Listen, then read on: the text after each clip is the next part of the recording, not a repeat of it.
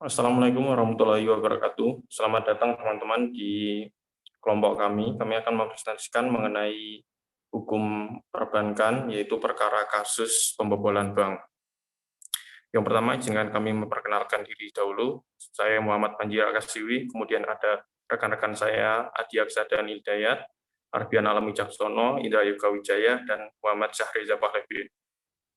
Next.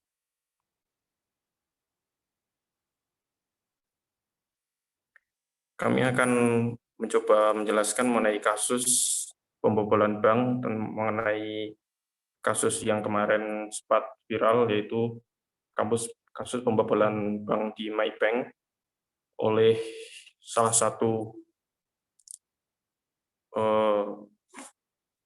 pekerja yang ada di sana yang membobol rekening milik Winda, seorang atlet e-sport. Yang pertama, saya akan menjelaskan mengenai kronologi kasus tersebut. Kronologi yang terjadi adalah Winda ditawari pelaku berinisial A yang juga kepala cabang itu untuk membuka simpanan berupa rekening berjangka. Korban tergiur lantaran bunga simpanan yang ditawarkan pelaku A terbilang tinggi dibandingkan produk simpanan produk pada bank umumnya. Winda Air lantas menyetorkan uang senilai 20 miliar, rincian untuk rekening atas nama sendiri sebesar 15 miliar dan rekening kedua atas nama ibunya, Floreta, sebesar 5 miliar. Belakangan diketahui pelaku A tidak benar-benar membuat rekening berjangka sesuai yang dijanjikan di Maybank.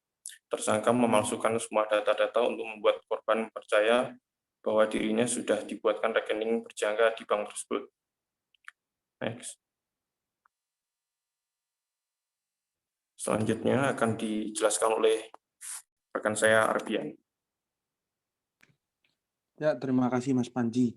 Kemudian, jika dilihat dari kronologi kasus yang dialami Winda, bisa dikatakan bahwa Winda mengalami kasus penipuan yang dilakukan oleh pelaku A dengan modus pembuatan rekening berjangka dan pemalsuan data-data pribadi Winda. Mengapa Winda tidak segera melaporkan kepada LPS?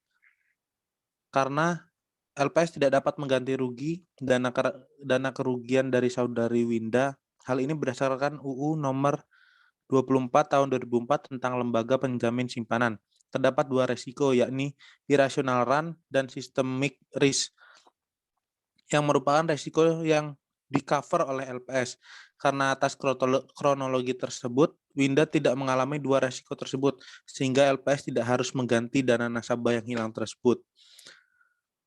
Dan juga Winda tidak bisa menuntut ganti rugi atas dana hilang tersebut. Namun kasus yang dialami Winda merupakan kasus penipuan, penggelapan dana, serta pemalsuan data pribadi sehingga tidak menutup kemungkinan bahwa Winda akan menerima ganti rugi dari PT Bank Maybank Indonesia yang akhirnya berkomitmen untuk mengganti uang Winda sebesar 16,8 miliar yang sebenarnya menurut polisi total kerugian korban sejumlah 22 miliar 879 juta rupiah.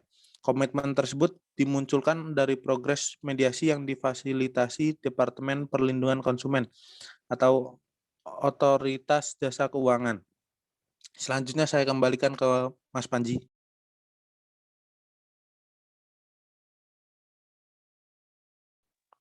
Baik, terima kasih. Selanjutnya mengenai dasar hukum dari tindak pidana pembobolan dana nasabah dan solusi apa yang dapat ditawarkan. Yang pertama yaitu dasar hukum akan dijelaskan oleh rekan saya Indra Yoga. Terima kasih kepada Mas Panji. Selanjutnya ada dasar hukum. Setelah mendapat laporan dari Winda, pihak kepolisian langsung memproses kasus tersebut. Laporan tersebut terdaftar dengan nomor LP-B-0239-V-2020-Baris Krim tanggal 8 Mei 2020. Kemudian Mabes Polri melakukan penelusuran pada aliran dana dari rekening tersangka yang berkaitan dengan hasil kejahatannya. Hingga diketahui, pelaku juga rupanya menghadapi kasus serupa yang ditangani oleh Polda Metro Jaya. Hingga akhirnya menetapkan A sebagai tersangka. Sehingga Winda tidak dapat mengajukan ganti rugi ke LPS atau lembaga penjamin simpanan.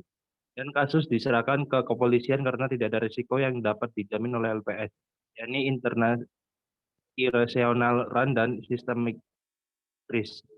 Tersangka A dijerat dengan pasal berlapis, yaitu Undang-Undang tentang Perbankan dan Tindak Pidana Pencucian Uang atau TTPU. Pasal 49 ayat 1 dan 2 Undang-Undang Nomor 10 Tahun 1998 tentang perubahan atas Undang-Undang Nomor 7 Tahun 1992 tentang perbankan, dan pasal 3, 4, dan 5 Undang-Undang Nomor 8 Tahun 2010 tentang pencegahan dan pemberantasan tindak pidana pencucian uang. Selanjutnya saya kembalikan kepada Mas Panji. Terima kasih. Selanjutnya yaitu solusi yang akan ditempuh nasabah. Winda merupakan korban penipuan yang dilakukan oleh oknum pegawai bank. Hal ini membuat kepercayaan masyarakat terhadap bank menjadi menurun. Pegawai bank yang seharusnya taat terhadap peraturan-peraturan yang mengikat perusahaan dan melayani nasabah dengan baik justru menjadi pelaku kejahatan, sehingga menurunkan kepercayaan terhadap bank, di mana bank seharusnya menjadi tempat penyimpanan uang dengan aman justru menjadi tempat pencurian uang yang dapat dilakukan oleh pegawainya sendiri.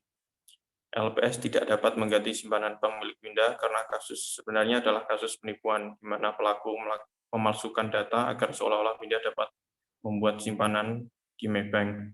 Terdapat juga kesalahan pada korban, di mana buku tabungan dan kartu ATM diizinkan untuk dibawa oleh pelaku, di mana seharusnya berkas-berkas tersebut tidak boleh dipinjamkan atau diberikan kepada siapapun, selain nasabah, bahkan pegawai bank sekalipun.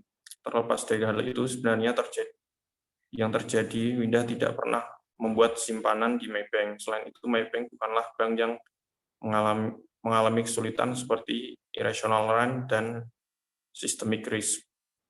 Next.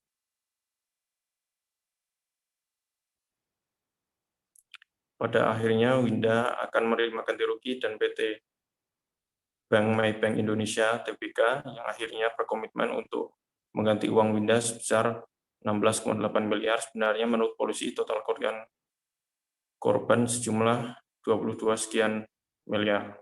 Komitmen tersebut dimunculkan dari proses mediasi yang difasilitasi Departemen Perlindungan Konsumen (OJK). Di sini dapat disimpulkan perlu adanya kewaspadaan dan pengetahuan para nasabah dalam membuat simpanan mereka, karena sekalipun bank mempunyai jaminan keamanan, terkadang kejahatan datang dari dalam bank itu sendiri lewat oknum-oknum pegawainya.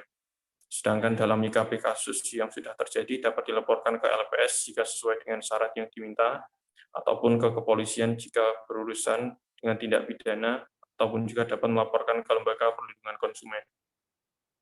Next.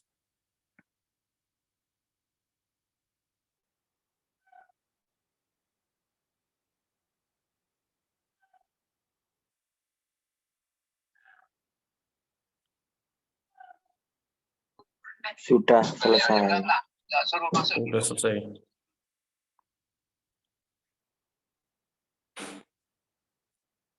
Baik, sekian dapat yang kami sampaikan, teman-teman. Jika teman-teman ingin memberikan komentar, silahkan tinggalkan komentar, ataupun kritik sarannya juga sangat membantu. Semoga apa yang kami sampaikan dapat bermanfaat bagi teman-teman semua. Kurang lebihnya mohon maaf. Wassalamualaikum warahmatullahi wabarakatuh.